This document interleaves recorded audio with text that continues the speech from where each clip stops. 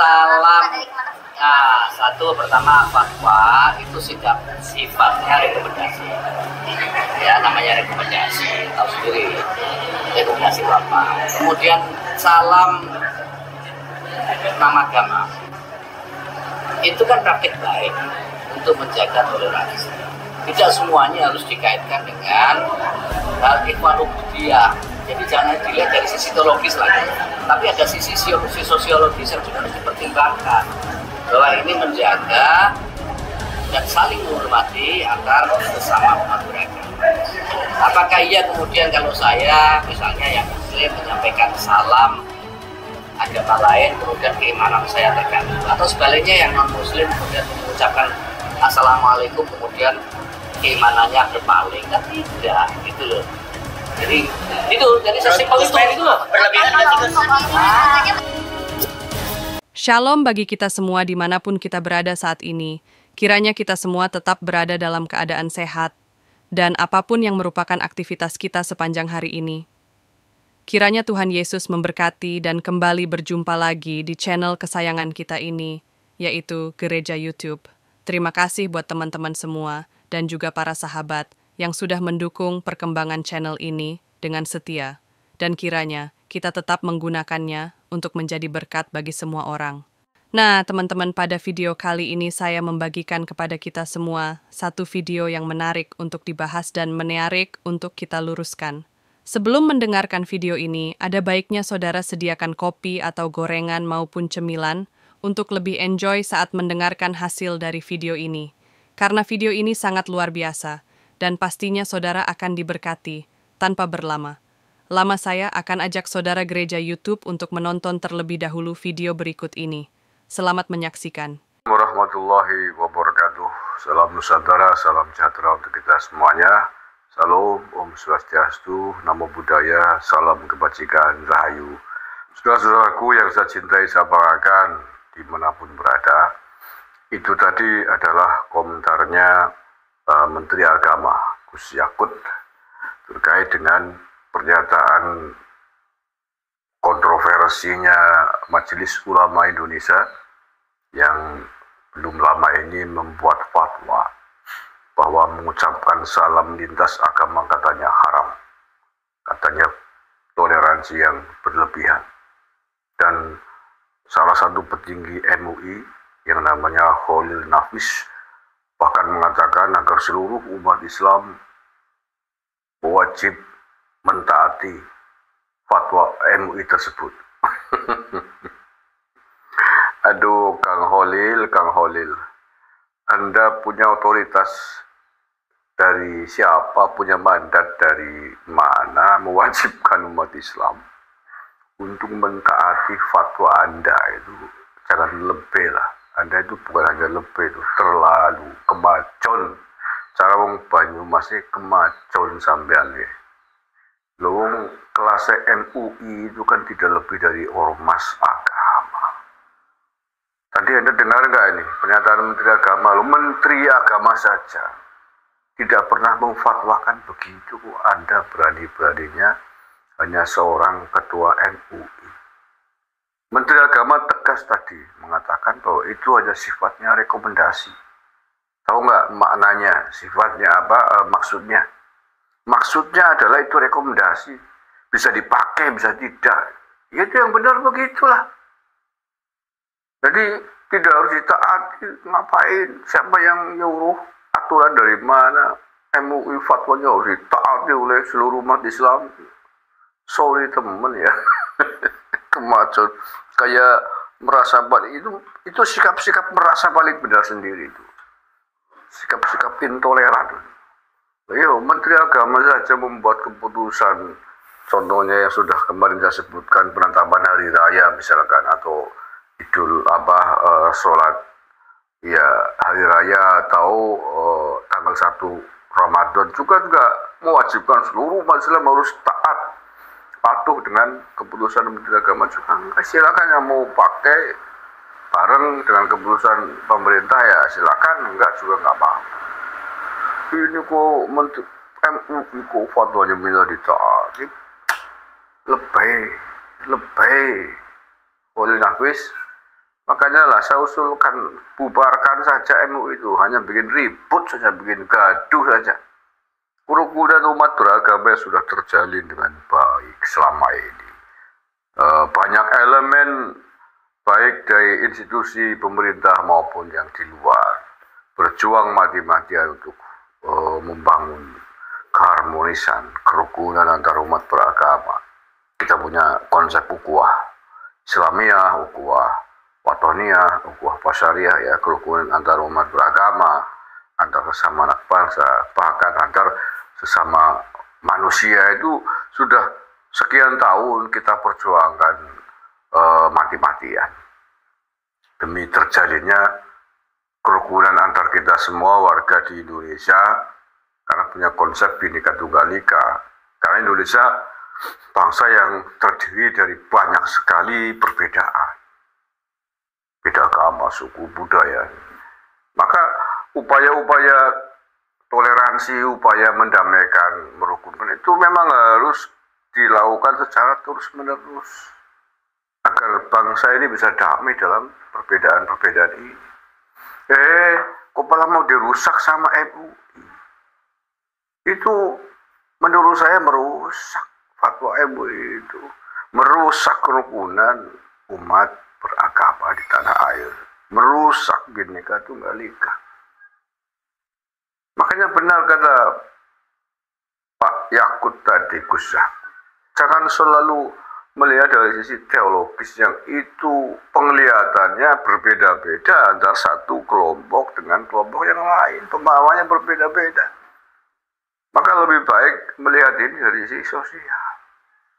Maslahat keuntungannya itu dan madorotnya ditimbang. Maslahat dan madorotnya dengan apa yang telah difatwakan oleh MUI jelas masih besar madorotnya. Merugikan dalam konteks hubungan antar umat beragama dengan fatwa itu menyinggung perasaan umat lain. Ini MUI apa ora bisa melihat itu gitu ya? Kayak gitu kok jadi pengurus MUI tingkat pusat lagi. Aduh, nggak bisa melihat Darul Mafasid muqaddamun ala jalbil masalih, mencegah kerusakan itu hendaknya harusnya diutamakan daripada sebuah kebaikan. Ya kalau Anda meyakini bahwa mengucapkan salam lintas agama itu kok haram, misalkan ini orang-orang yang bikin fatwa, ya sudah untuk kalian sendiri, untuk kalian sendiri. Karena yang lain tidak menganggap itu, yang lain tidak berpendapat seperti itu, yang lain boleh-boleh saja. Kenapa kemudian Anda mengatakan yang lain harus mengikuti fatwa Anda, seolah-olah fatwa yang paling benar? Nggak benar dong. Jangan hanya ucapan saya.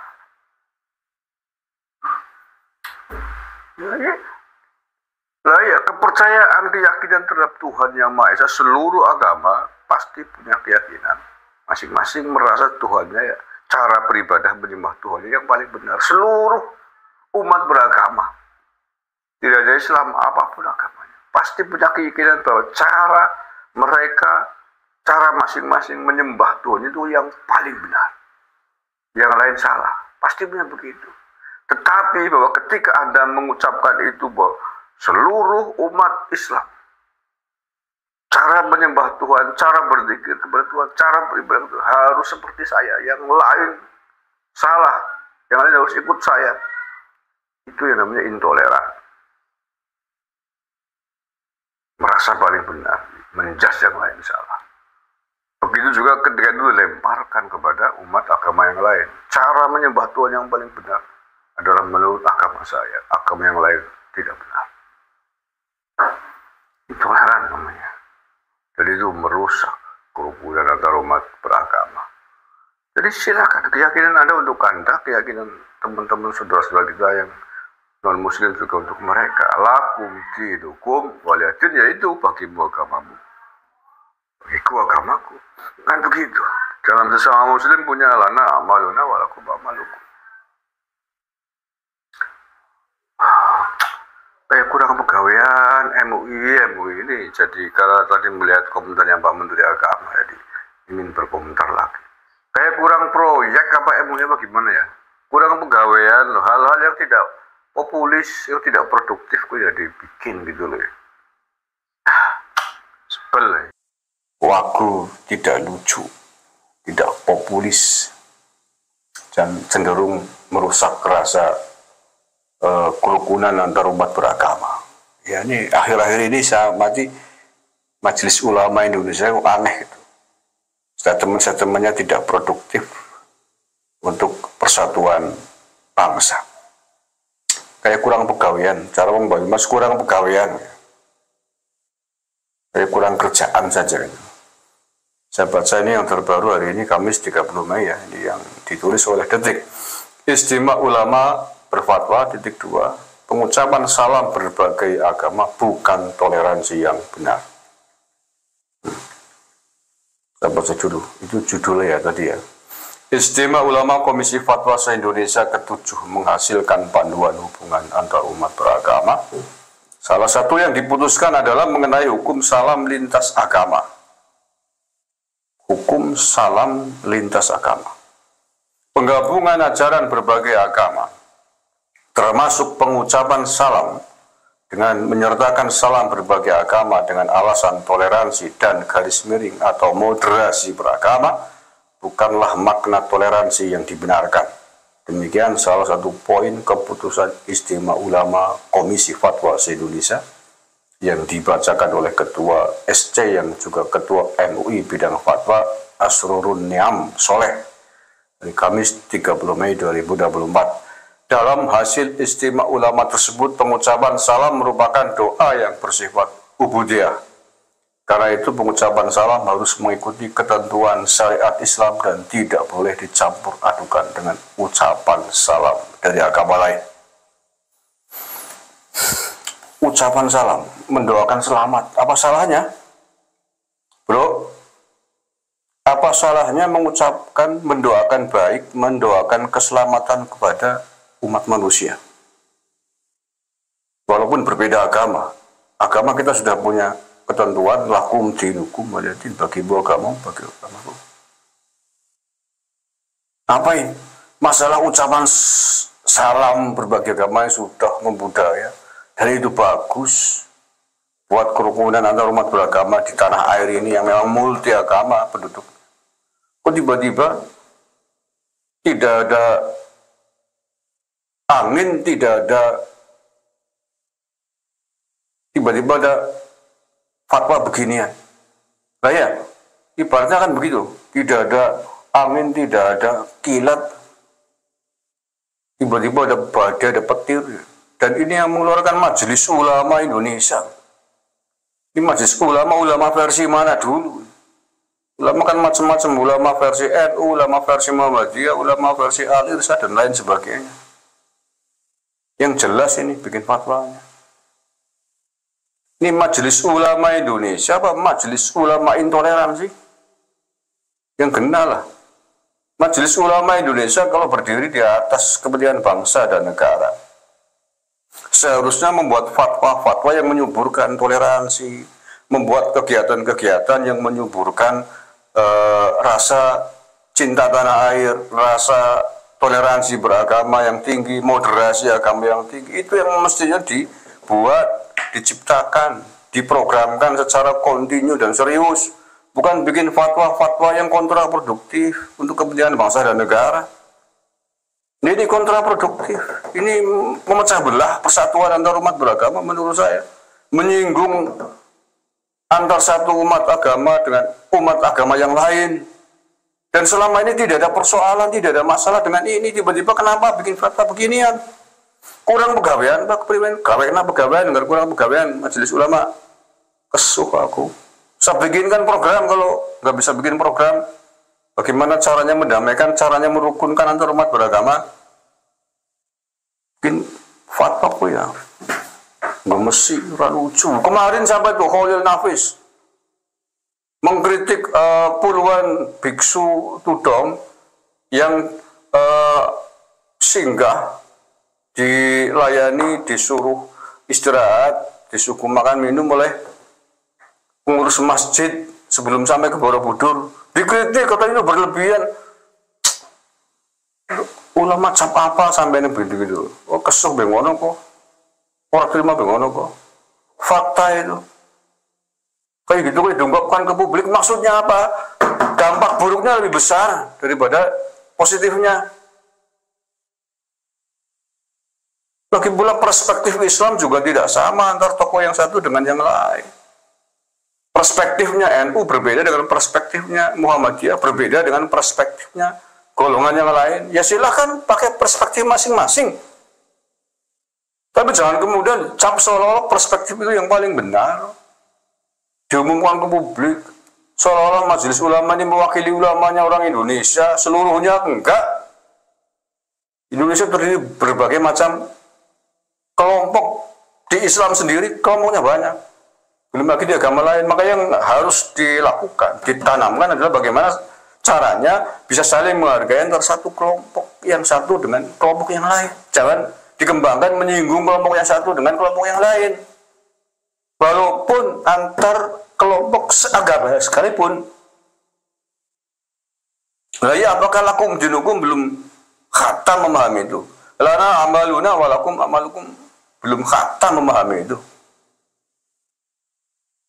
Enggak pernah ada persoalan tentang ucapan selamat. Mendoakan selamat kepada agama lain, di mana salahnya? Persoalan dia nanti diterima atau tidak, itu bukan urusan kita, urusan yang Maha Kuasa.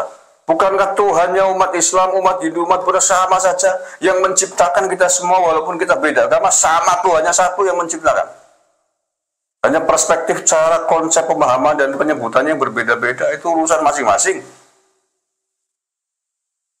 Ya apa ada yang menciptakan kita semua walaupun kita beda agama, beda suku, Tuhannya berbeda? Enggak kan? Tuhan yang satu yang menciptakan kita semua, yang menciptakan alam semesta, yang menciptakan bumi langit seisinya, satu Tuhan. Kita menyebutnya Allah Subhanahu wa Ta'ala sebagai umat muslim, mungkin agama yang lain berbeda. Semua percaya itu. Kita semua berdoa untuk keselamatan Indonesia, keselamatan Nusantara, keselamatan rahmatan lil alamin, bahkan keselamatan dan rahmat bagi alam seisinya, tidak ada di Indonesia, di seluruh dunia. Nah, kalau kemudian ada orang mengucapkan salam, mendoakan selamat, keselamatan, kedamaian kepada umat agama lain, tidak boleh. Rahmatan lil alamin di mana? Konsep apa yang dipakai begitu? Terus maunya apa? Suruh pendatangan, suruh cuek-cuekan antara umat agama satu dengan yang lain.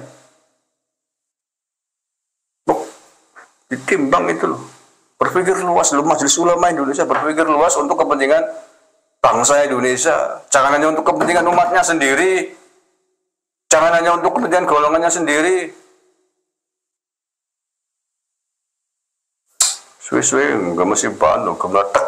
Ya, kayak lagi nih, saya pertanyakan nih, Majelis Ulama Indonesia atau Majelis Ulama Intoleran? Kalau masih ada orang-orang intoleran di Majelis Ulama Indonesia, maka sekali lagi saya mengusulkan bubarkan MUI itu. Buat apa? Kalau kemudian kerjanya kontraproduktif untuk bangsa dan negara. Kalau kerjanya merusak toleransi beragama. Kalau kerjanya justru menumbuhkan permusuhan antar umat beragama. Tidak pandai mengajarkan persatuan, kerukunan. Fatwa-fatwa yang tidak populis, fatwa-fatwa yang selama ini tidak pernah menjadi masalah umat. Dikeluarkan. Kalau mau bikin fatwa, fatwa persoalan yang sedang menjadi persoalan banyak orang. Hari ini contohnya adalah tentang fenomena para habaib, fenomena klan imigran dari Yaman di Indonesia yang mereka mengklaim diri sebagai cucu Nabi, sebagai zuriat Nabi. Itu sudah menjadi persoalan umat Islam, khususnya umat Nahdien di seluruh Indonesia. Itu kamu bahas. Dibahas, benar atau tidak itu sesuai dengan manuskrip literasi-literasi yang ada. Kenapa itu nggak dibahas? Itu persoalan penting, persoalan umat. Karena gara-gara klaim mereka ini dikapitalisasi untuk banyak kepentingan yang bisa merugikan bangsa dan negara. Kepentingan ekonomi, sosial, bahkan politik. Mengaku sebagai cucu Nabi, minta diikuti perintah-perintahnya, bahkan ingin membuat negara berdasarkan khilafah Islamiyah, ingin NKRI bersyariah di bawah naungan khilafah Islamiyah. Itu kenapa nggak pernah dibahas? Katanya majelis ulama. Itu kan persoalan sejarah, simpel itu. Bukan manuskrip sejarahnya benar apa enggak. Kok bahas yang tidak pernah menjadi persoalan, justru malah kontraproduktif untuk kepentingan bangsa dan negara. Pak Prabowo, saya usul sekali lagi, bubarkan Majelis Ulama Indonesia. Kalau begini caranya, nggak ada manfaatnya, malah banyak madorotnya menurut saya begini caranya. Terima kasih. Assalamualaikum warahmatullahi wabarakatuh. Sahabat Gereja YouTube, itulah tadi videonya yang telah disampaikan. Apa pendapat saudara? Bisa tulis di kolom komentar, atau saudara bingung mau jawab apa? Saudara cukup tulis di kolom komentar Tuhan Yesus.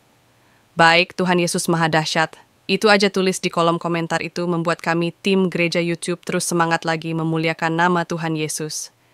Ibarat kata itu adalah infus untuk kami, terus mengumandangkan nama Tuhan Yesus. Tak lupa, saya ucapkan terima kasih kepada kalian semua atas dukungan yang selama ini terhadap channel Gereja YouTube Dukung. Terus channel Gereja YouTube dengan cara apa? Tentunya dengan cara subscribe channel Gereja YouTube agar bisa menjadi 1 juta subscriber. Karena belum ada channel Kristen yang sampai 1 juta subscriber, maka dari itu harapan kami tim Gereja YouTube tahun ini bisa mencapai 1 juta subscriber. Makanya kami berharap saudara dan sahabat Gereja YouTube setelah menonton video, jangan lupa bagikan video-videonya kepada yang lain, agar kiranya channel Gereja YouTube ini bisa menjadi berkat untuk orang banyak. Terima kasih.